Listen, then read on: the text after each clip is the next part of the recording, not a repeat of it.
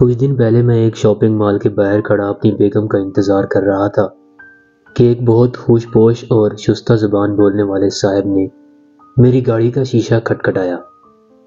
میں نے شیشہ نیچے کیا اور ان کی جانب سوالیہ نظروں سے دیکھا۔ انہوں نے بہت محبت سے مجھ سے ہاتھ ملایا اور اپنا تعارف کروایا۔ میرا نام طیب ہے، کیا ہم آپ سے بات کر سکتے ہیں؟ میں گاڑی سے اترا اور ان کی جانب متوجہ ہوا اور کہا، جی فرمائیے۔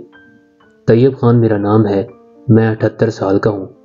میری کچھ خواہشیں ہیں، کیا آپ پوری کر دیں گے؟ میں نے بھی کچھ ویسا ہی سوچا جیسا اس وقت آپ سوچ رہے ہیں۔ میں ان کو لیکچر دینے کے موڈ میں تھا کہ اللہ تعالیٰ سے مانگے وغیرہ، مگر میں نے سوچا کہ یہ جو بھی ہے، سچا ہے یا مکار، اسے میرے پاس اللہ پاک نے ہی بھیجا ہے، تو کیوں نہ پہلے اس سے اس کی بات سن لوں۔ میں نے کہا، جی میں کوشش کروں گا، آپ حکم فرمائیں۔ ان کے چہرے پر ایک حیرت اور خوشی کے ملے جلے تاثرات ابھرے۔ انہوں نے کہا، کیا واقعی آپ کوشش کریں گے؟ میں نے انہیں یقین دلایا اور تحمل سے ان کی بات سننے کے لیے ان کی جانب متوجہ ہوا۔ میں ایک ٹیکسٹائل مل کا مالک تھا۔ پچھلے سیاسی دور میں بھتہ نہ دینے پر مجھے قتل کی دھمکیاں ملی، تو سب کچھ چھوڑ کر بنگلہ دیش چلا گیا اور وہاں گارمنٹس فیکٹری لگا لی۔ کچھ عرصہ تک سسٹم ٹھیک چلا، مگر پھر مجھے میرے بنگالی پارٹنر نے دھوکہ دیا اور مجھے نہ صرف وہاں سے بھگا دیا بلکہ میرا سب کچھ کھا گیا۔ پاکستان واپس آیا تو میرے پاس کچھ بھی نہیں تھا، مل بند پڑی تھی اور سرمایہ کاری کے لیے بھی کچھ نہیں تھا۔ بڑے بیٹے نے مل اپنے نام کروائی اور مجھے گھر سے نکال دیا۔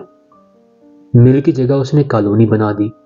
میں کچھ عرصہ تو اپنی بہن کے ساتھ رہا، مگر ان کے شوہر کو اچھا نہیں لگتا تھا، اس لیے میں وہاں سے بھی نکل آیا۔ بیٹے سے ملا، مگر اس نے ذلیل کر کے نکال دیا۔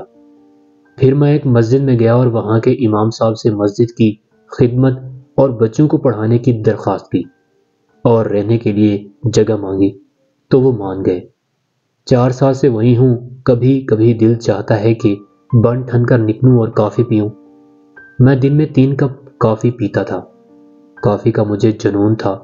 اب جب بھی کبھی 1-2 ماہ بعد دل کرتا ہے تو اپنی واحد پوشاک یہ کپڑے پہن کر یہاں آتا ہوں اور کسی ایک شخص کو جو مجھے اللہ والا دکھتا ہے میں کافی پلانے کی درخواست کرتا ہوں۔ مان جائے تو اللہ کا شکر ادا کرتا ہوں اور نہ مانے تو واپس چلا جاتا ہوں۔